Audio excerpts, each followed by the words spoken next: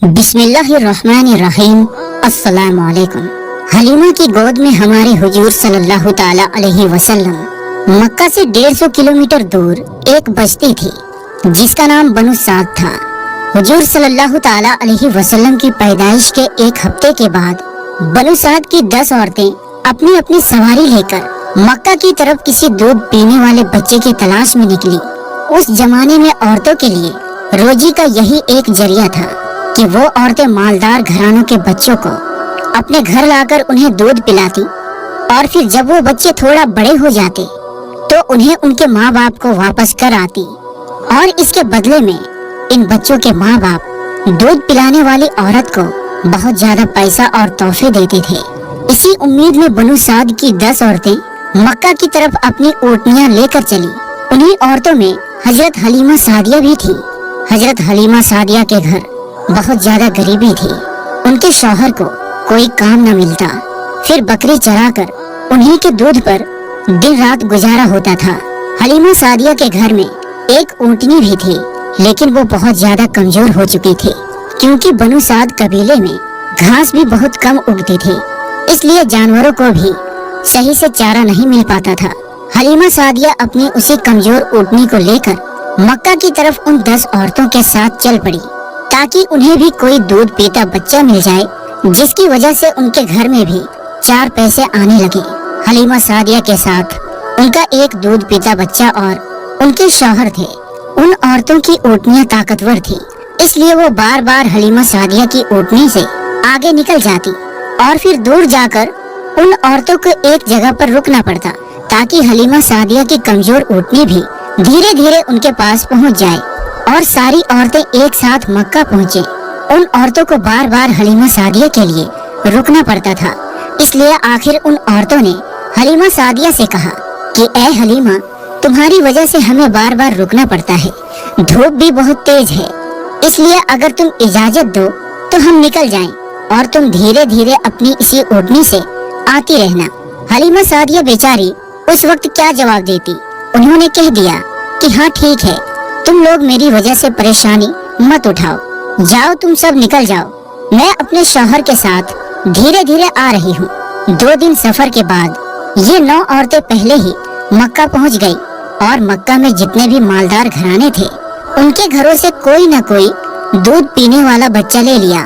روایتوں میں آتا ہے کہ یہ 9 عورتیں سب سے پہلے ہمارے حضور صلی اللہ تعالی علیہ وسلم کے گھر آتی، لیکن جب معلوم ہوتا کہ اس بچے کا باپ نہیں ہے اور یہ بچہ یتیم ہے تو وہ اسے لینے سے انکار کر دیتی اور کہتی، ارے ہم اتنی دور سفر کر کے اس لیے آئے ہیں تاکہ بچے کے باپ سے ہمیں کچھ پیسے اور خرچہ مل جائے، یہ بچہ تو یتیم ہے، اس سے ہمیں کیا ملے گا۔ اس لیے ساری عورتوں نے ہمارے حضور صلی اللہ تعالی علیہ وسلم کو لینے سے انکار کر دیا اور مکہ کے مالدار بچوں کو لے کر چلی گئی۔ جب سبھی عورتوں نے حضور صلی اللہ تعالی علیہ وسلم کو لینے سے انکار کر دیا تو یہ بات حضرت آمینہ کے دل کو لگی، اور وہ اکیلی گھر میں بیٹھی اپنے اس چھوٹے بچے کو دیکھ کر رونے لگی، اور دل ہی دل میں سوچنے لگی کہ اے کاش آج میرے معصوم بچے کے باپ زندہ ہوتے تو میرے بچے کو بھی کوئی عورت اپنے گھر لے جاتی، اے کاش میرے شوہر زندہ ہوتے تو وہ میرے بچے کو گود میں لے کر بازاروں میں گھماتے اور اسے اچھے اچھے کھلونے دلاتے۔ حضرت آمینہ کے آنسو دیکھ کر شاید اس وقت اللہ تعالی حضرت آمینہ سے کہہ رہے ہوں گے کہ اے آمینہ، تم پریشان کیوں ہوتی ہو؟ اس بچے کے باپ اسے کھلونا لے کر نہیں دے پائے تو کیا ہوا؟ اس بچے کی تو ایسی شان ہوگی کہ میں آسمان کے چاند کو اس بچے کے لیے کھلونا بنا دوں گا، اور وہ انگلیوں کے اشارے سے چاند کے 2 ٹکڑے کر دے گا۔ اے آمینہ، اس بچے کے باپ اسے کیا بازاروں کی سیر کرواتے؟ آنے والے وقت میں دیکھنا، میں اس بچے کو آسمانوں پر بلا کر جنت کی سیر کراؤں گا۔ حضرت آمینہ خاموش پریشان بیٹھی تھی اور شاید یہی سب باتیں سوچ رہی تھی۔ حضرت عبد المطلب کو بھی جب اپنے پوتے کے بارے میں یہ خبر معلوم ہوئی کہ کسی عورت نے بھی میرے پوتے کو قبول نہیں کیا ہے، سب نے لینے سے انکار کر دیا ہے، تو ان کے بھی دل پر ایک چوٹ لگی اور دل ہی دل سوچنے لگے کہ اے کاش میرا بیٹا عبداللہ زندہ ہوتا تو آج میرے پوتے کو یہ دن نہ دیکھنا پڑتا۔ شام کا وقت ہو چکا تھا۔ हलीमा सादिया उसी वक्त मक्का पहुंची तो उन्हें मालूम हुआ कि अब मक्का में कोई मालदार घराने का बच्चा नहीं बचा है।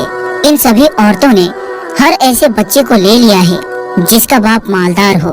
हलीमा सादिया तलाश करती हुई हजरत आमीना के घर पहुंची और दरवाजा खटखटाया। पूछने पर बताया कि मैं दूध पिलाने वाली हूँ, देहात से आई हूँ, बच्चा चाहिए। हजरत आमीना ने सोचा कि ये औरत भी अभी मेरे बच्चे को देखकर मना कर देगी कि मैं इस यतीम को गोद नहीं लेती, लेकिन फिर भी अल्लाह ने उनके दिल में बात डाली और उन्होंने हलीमा सादिया को घर के अंदर बुला लिया। हलीमा सादिया को भी जब इस बात की खबर हुई कि बच्चा यतीम है और इसका बाप नहीं है तो लेने से इनकार कर दिया और वापस चली गई।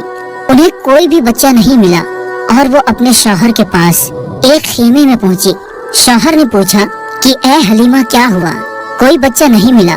हजरत हलीमा ने जवाब दिया कि नहीं, हम देर से पहुंचे इसलिए मक्का के सारे बच्चे उन औरतों ने ले लिए और मेरी किस्मत में शायद कोई भी बच्चा नहीं है। लेकिन हाँ, एक घर में गई थी तो वहाँ एक यतीम बच्चा था, उसका बाप मर चुका है, तो उससे हमें क्या मिलेगा? जब बाप ही नहीं तो फिर हमें पैसे और तोहफे कौन देगा? इसलिए मैंने उस बच्चे को लेने से इनकार कर दिया। रात का वक्त था, दोनों मियाँ बीवी खामोश बैठे थे। हजरत हलीमा की गोद में जो बच्चा था वो बहुत ज्यादा रो रहा था क्योंकि वो 2 दिन से भूखा था और हजरत हलीमा के सीने में बिल्कुल भी दूध नहीं बचा था क्योंकि हजरत हलीमा ने भी कई दिनों से कुछ नहीं खाया था, इसलिए भूख की वजह से उनके सीने में भी दूध आना बंद हो गया था। अचानक खामोशी तोड़ते हुए उनके शौहर ने अपनी बीवी हलीमा से कहा कि ए हलीमा, वैसे भी हमें कोई बच्चा नहीं मिला है और हम इतनी दूर का सफर करके मक्का आए हैं, कल सुबह हमें वापस जाना है, इसलिए मैं मुनासिब समझता हूँ कि तुम जाओ और उसी यतीम बच्चे को लेकर आओ। चलो, हमें कुछ पैसे नहीं मिलेंगे तो क्या हुआ, कम से कम अल्लाह की तरफ से कुछ सवाब ही मिलेगा कि हमने एक यतीम बच्चे को पाला। खाली हाथ घर लौटते हुए मुझे अच्छा नहीं लग रहा है। हजरत हलीमा ने कहा कि बात तो आप सही कर रहे हो, ठीक है, मैं अभी जाकर उस बच्चे को ले आती हूँ। और फिर हजरत हलीमा बीबी आमीना के घर पहुँची। ये देखकर हजरत आमीना बहुत ज्यादा खुश हुई कि चलो, मेरे बच्चे को किसी औरत ने कबूल तो किया। हजरत हलीमा फरमाती हैं कि जरा मुझे वो बच्चा तो दिखलाओ। हजरत आमीना ने जमीन पर लेटे एक बच्चे की तरफ इशारा कर दिया। उस वक्त हुजूर सल्लल्लाहु ताला अलैहि वसल्लम के ऊपर एक कपड़ा पड़ा हुआ था। हजरत हलीमा ने जैसे ही वो कपड़ा हटाकर हमारे हुजूर का चेहरा देखा तो उनका दिल धक से हो गया। हुजूर सल्लल्लाहु ताला अलैहि वसल्लम ने मुस्कुराते हुए हजरत हलीमा की उंगली पकड़ ली। ऐसा खूबसूरत बच्चा और उसकी इतनी प्यारी सी मुस्कुराहट देखकर हजरत हलीमा खुद पर काबू न कर सकी और उस बच्चे को गोद में उठाकर सीने से लगा लिया और उसे प्यार करने लगी। बच्चे को सीने से लगाते ही हजरत हलीमा को ऐसी ठंडक महसूस हुई कि जो उन्हें सारी जिंदगी में नहीं मिल सकी। फिर हजरत हलीमा ने कहा कि मैं इस बच्चे को जरूर लूंगी। हजरत आमीना ने खुश होकर अब्दुल मुत्तलिब को बुलवाया और कहा कि एक औरत बच्चे को लेने आई है। ये सुनकर अब्दुल मुत्तलिब भी खुश हुए और जल्दी से घर पहुँचे। हजरत हलीमा से पूछा कि तू किस कबीले से है, तो उन्होंने जवाब दिया कि बनु साद से हूँ। फिर पूछा कि तेरा नाम क्या है, तो फरमाया कि मेरा नाम हलीमा सादिया है। ये सुनकर हजरत अब्दुल मुत्तलिब ने खुश होकर कहा कि वाह भाई वाह, नेकी और सादगी एक साथ जमा हो गई। उन्होंने हजरत हलीमा की तारीफ की और फिर फरमाया कि तुम मेरे बच्चे को ले जा सकती हो।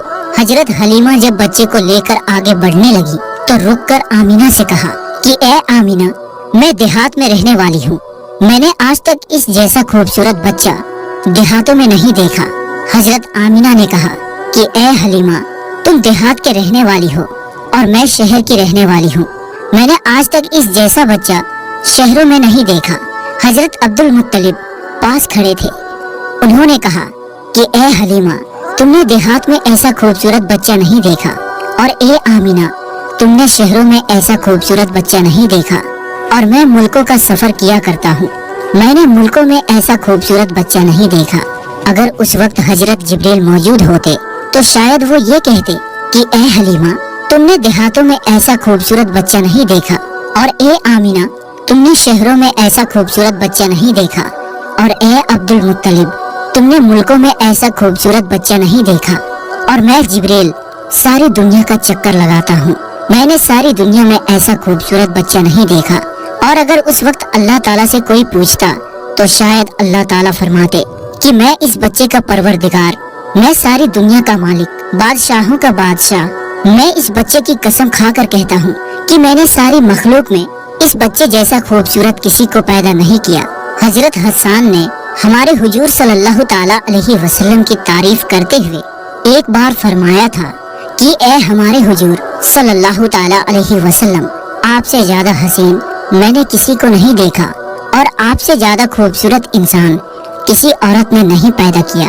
آپ تو ہر برائی سے پاک کر کے پیدا کیے گئے، آپ تو بالکل ویسے ہی پیدا کیے گئے جیسا آپ کو ہونا چاہیے تھا۔ حضرت حلیمہ سعدیہ حضور صلی اللہ تعالیٰ علیہ وسلم کو گود میں لے کر اپنے شوہر کے پاس پہنچی۔ رات بہت زیادہ ہو چکی تھی، بھوک بھی بہت زیادہ لگ رہی تھی، وہ چھوٹا بچہ بھوک سے رو رہا تھا۔ حضرت حلیمہ نے حضور کے بارے میں سوچا کہ اس چھوٹے بچے کو اپنے سینے سے دودھ پلا کر تو دیکھوں، شاید ایک دو قطرے دودھ اس بچے کو مل جائیں۔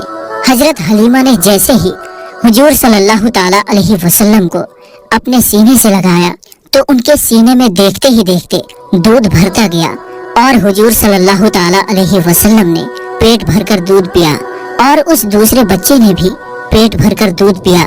حضرت حلیمہ اور ان کے شوہر یہ دیکھ کر بہت حیران تھے کہ آخر یہ سب ہو کیا رہا ہے۔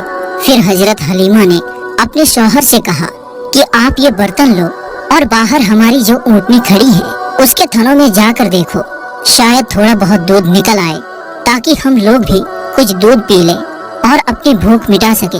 شوہر برتن کو لے کر باہر اس کمزور اونٹنی کے پاس پہنچے تو دیکھ کر حیران رہ گئے کہ اس اونٹنی کے تھن دودھ سے بھرے ہوئے تھے۔ انہوں نے اس کا دودھ نکالنا شروع کیا اور پورا برتن بھر لیا۔ جب وہ دودھ لے کر حضرت حلیمہ کے پاس پہنچے تو حضرت حلیمہ بھی حیران رہ گئی کہ ہماری اس کمزور اونٹنی کے اندر سے اتنا زیادہ دودھ کیسے نکلا۔ شوہر نے جواب دیا کہ اے حلیمہ، مجھے تو لگتا ہے کہ اس یتیم بچے کے ساتھ اللہ کی کوئی خاص مدد ہے، اس لیے ہمارے ساتھ ایسے ایسے عجوبے ہو رہے ہیں۔ حضرت حلیمہ نے حضور صلی اللہ تعالیٰ علیہ وسلم کو اپنے گلے سے لگاتے ہوئے کہا کہ ہاں، مجھے بھی لگتا ہے یہ میرا چاند سا پیارا بچہ ہمارے گھر کی ساری مصیبتوں کو ختم کر دے گا۔ سبھی لوگ دودھ پی کر سو گئے۔ صبح ہوئی تو شوہر نے اپنے قبیلے بنو سعد کی طرف لوٹنے کی تیاری شروع کر دی۔ وہ 9 عورتیں پہلے ہی جا چکی تھی اور بہت دور نکل چکی تھی۔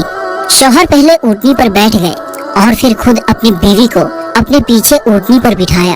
ہمارے حضور صلی اللہ تعالیٰ علیہ وسلم اس وقت حضرت حلیمہ کی گود میں تھے۔ ان کے شوہر اونٹنی کو بار بار کھڑا کرنے کی کوشش کر رہے تھے، لیکن وہ اٹھنے کا نام ہی نہیں لے رہی تھی۔ پریشان ہو کر شوہر نیچے اترے تو وہ اونٹنی ایک دم سے کھڑی ہو گئی۔ شوہر بہت زیادہ حیران ہوئے اور پھر سے اونٹنی پر آگے بیٹھ کر اسے چلانے کی کوشش کرنے لگے تو وہ پھر سے بیٹھ گئی اور اٹھنے کا نام ہی نہیں لے رہی تھی۔ شوہر کو کچھ شک ہوا اور انہوں نے حضرت حلیمہ سے کہا کہ اے حلیمہ، تم اس بچے کو لے کر آگے بیٹھو اور میں تمہارے پیچھے بیٹھتا ہوں۔ حضرت حلیمہ حضور صلی اللہ تعالیٰ علیہ وسلم کو لے کر جیسے ہی آگے بیٹھی تو وہ اٹھنی اٹھ کر کھڑی ہوئی اور اس نے زمین پر سر رکھ کر 3 بار سجدہ کیا اور اللہ کا شکر ادا کیا کہ تو نے مجھے حضور صلی اللہ تعالیٰ علیہ وسلم کی سب سے پہلی سواری بنا دیا۔ اور پھر اس اونٹنی نے ایک دوڑ لگائی اور بہت تیز چلنے لگی۔ حلیمہ سعدیہ اور ان کے شوہر حیران تھے کہ یہ تو وہی اونٹنی ہے کہ جسے لے کر ہم آئے تھے اور جو چلنے کو ترستی تھی، اب اسے کیا ہو گیا ہے کہ یہ اتنی تیز دوڑ رہی ہے۔ کچھ ہی وقت گزرا کہ اس اونٹنی نے دوڑتے ہوئے ان 9 عورتوں کو پا لیا اور تیزی سے چلتے ہوئے ان کے پاس سے گزری تو ان عورتوں نے حیرانی سے پوچھا کہ اے حلیمہ، کیا تم نے سواری بدل دی ہے؟ تو حضرت حلیمہ نے جواب دیا کہ میں نے سواری نہیں بدلی، بلکہ اس سواری کا سوار بدل چکا ہے۔ سب سے پہلے حلیمہ سعدیہ ہی اپنے محلے بنو سعد میں پہنچی۔ حضرت حلیمہ سعدیہ فرماتی ہیں کہ اس دن میرے پورے محلے سے گلابوں کی خوشبو آ رہی تھی۔ سارے محلے والے حیران تھے کہ آخر یہ خوشبو کہاں سے آ رہی ہے۔ یہ اللہ کی طرف سے ہمارے حضور کا اس قبیلے میں استقبال ہو رہا تھا۔ تو میرے دوستو، آج کی اس ویڈیو میں بس اتنا ہی۔